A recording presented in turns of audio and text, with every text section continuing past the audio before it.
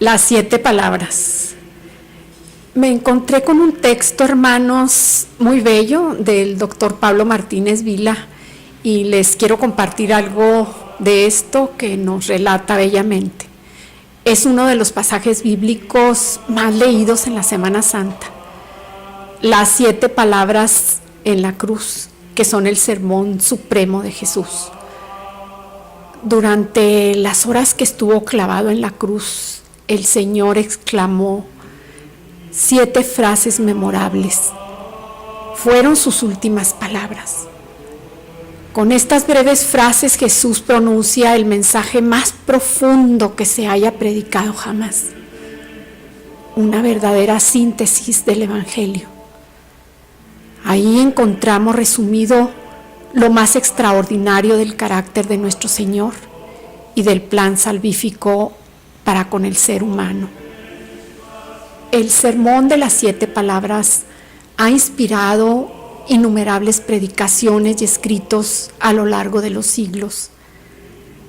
En esta reflexión de las 7 palabras, pues, trata de explicar su contenido especial principalmente del orden en que Jesús pronuncia estas frases. A simple vista parece algo casual, pero un análisis detallado nos muestra cómo este orden es profundamente significativo porque refleja las prioridades del Señor y es un reflejo formidable de su carácter y de su corazón pastoral. Pues es en la cruz, hermanos, donde la belleza del carácter de Cristo alcanza su máximo esplendor. En la hora de la mayor oscuridad, sus palabras brillan como oro refulgente.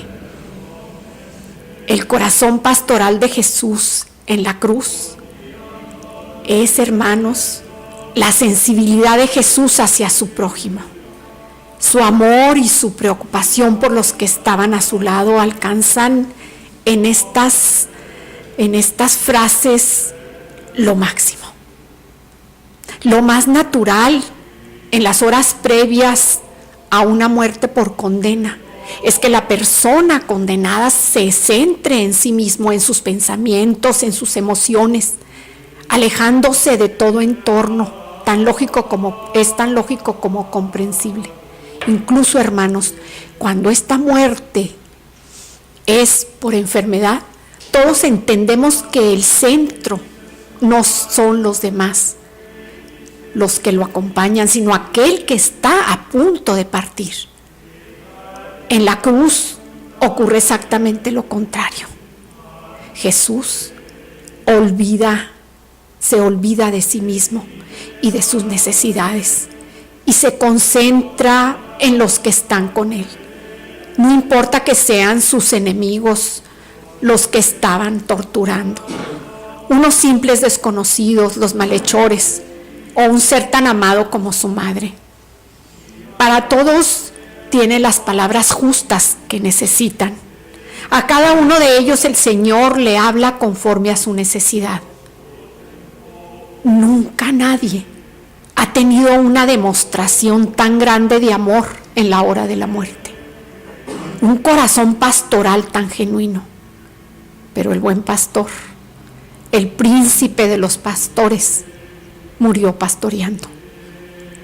Las palabras de Jesús en la cruz contienen un tesoro, la esencia del carácter divino y del Evangelio, su profundo amor hacia todos sin excepción, su sensibilidad exquisita hacia los que sufren, su sabiduría para hablar a cada uno según su necesidad.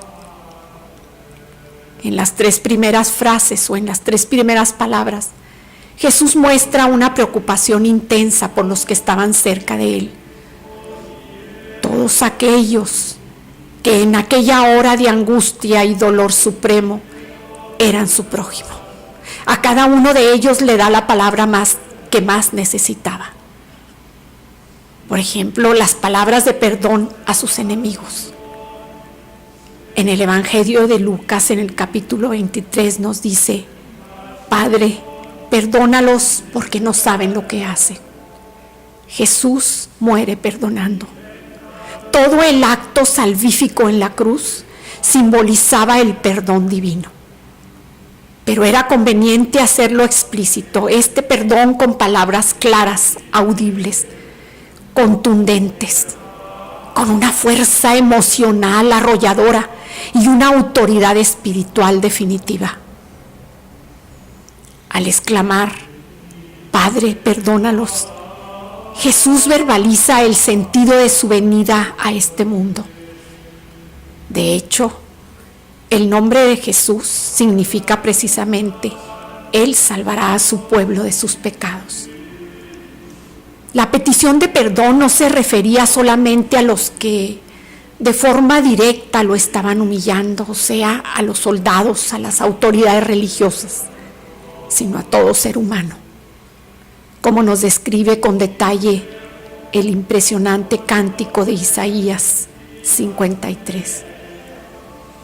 En la cruz, Jesús nos enseña que el perdón puede ser unilateral. Yo puedo y debo perdonar aunque mi ofensor no me haya pedido perdón. Enseguida, hermanos, las palabras de salvación a unos malhechores. El Evangelio de San Lucas, capítulo 23, nos dice: de cierto te digo que hoy estarás conmigo en el paraíso. Jesús murió acompañado de dos desconocidos. Probablemente, hermanos, nunca antes estos dos malhechores habían cruzado palabras con el Señor. La historia es muy conocida. A las puertas de la muerte, uno de ellos tiene temor de Dios y le ruega a Jesús: acuérdate de mí cuando vengas a tu reino. La respuesta es tan inmediata como clara. Jesús le da aquello que más necesitaba en aquel momento: esperanza. La esperanza que nace de la salvación de Cristo y que sería para él un fortísimo consuelo en esas interminables horas de martirio que iban a seguir.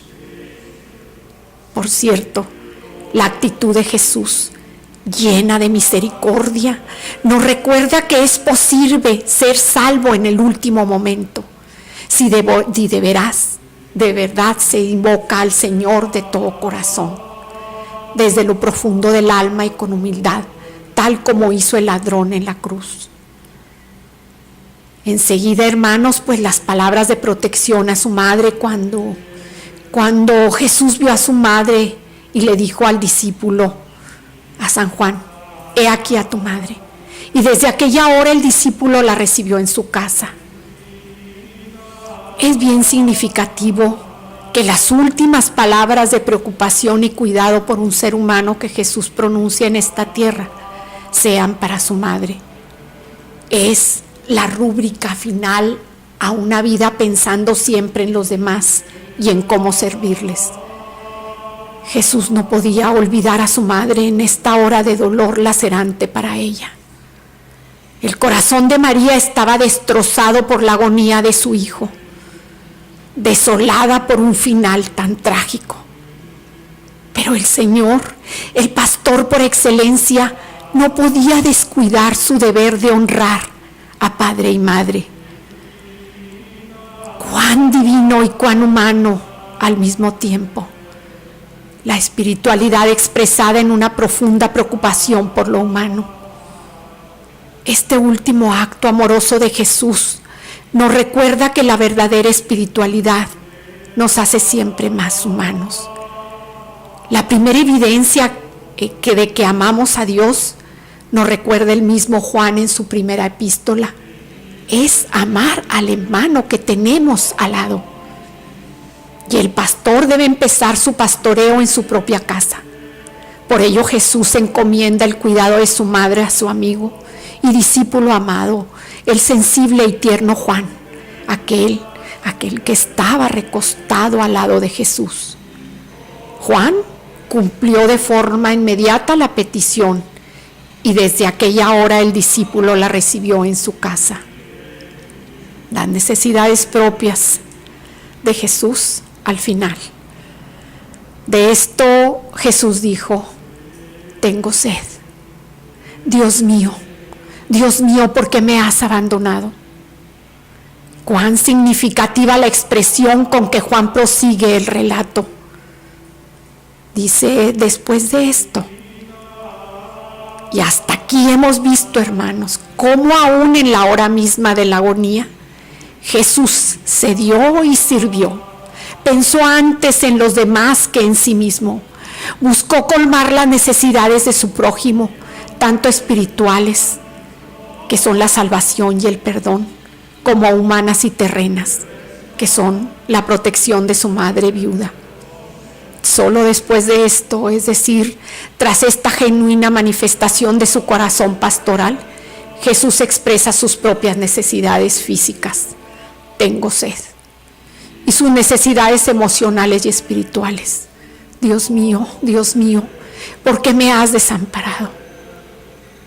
La soledad y el sentimiento de lejanía del Padre marcan el máximo dolor de Jesús. No hay mayor infierno que la separación de Dios. Jesús sabía que este momento era inevitable, porque estaba profetizado ya en el Salmo 22. Porque el Padre no podía tener contacto con el pecado que el Hijo estaba llevando en aquel acto. El más grande sermón que se haya predicado nunca termina con una frase llena de serenidad, de confianza, de esperanza como esta: Padre, en tus manos encomiendo mi espíritu. Todo hijo de Dios puede tener esta misma actitud en la hora de la muerte. La certeza de que nuestro espíritu pasa a las manos del Padre amoroso, que nos recibirá con gozo en su alegría. Esto es posible porque Jesucristo en la cruz pudo concluir su sermón con la séptima y última palabra, la que lo sellaba todo: consumado es. Los que amamos a este precioso Jesús, modelo supremo de corazón pastoral, pues nos unimos al gran coro de los redimidos en el cielo y exclamamos: aleluya, porque Señor nuestro Dios Todopoderoso reina. Este es el verdadero gozo de la Semana Santa.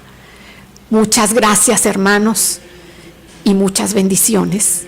Los esperamos en nuestros próximos programas.